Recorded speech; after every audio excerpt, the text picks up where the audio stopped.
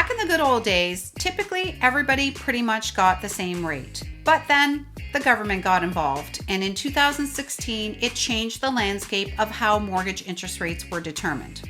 Basically, there are now 3 buckets that interest rates fall into. The first category is insured mortgages. So these mortgages are default insured, meaning the consumer is paying an insurance premium which gets added onto the mortgage and you pay it off over the life of the mortgage. This insurance premium can be thousands of dollars, but it protects the lender against default, which means it's less risk for the lender.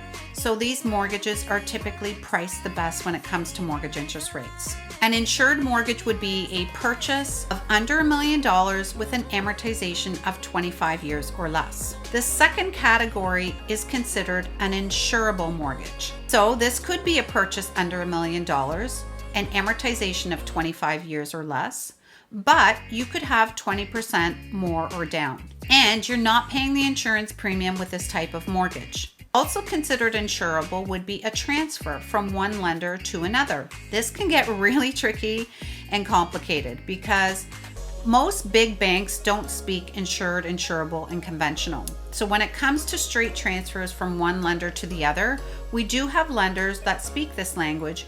And what does that mean for you? It means a lower interest rate that your current provider can't provide you. The last category is uninsurable. These types of mortgages are purchases over $1 million or amortizations of 25 years or more. A refinance is also considered uninsurable.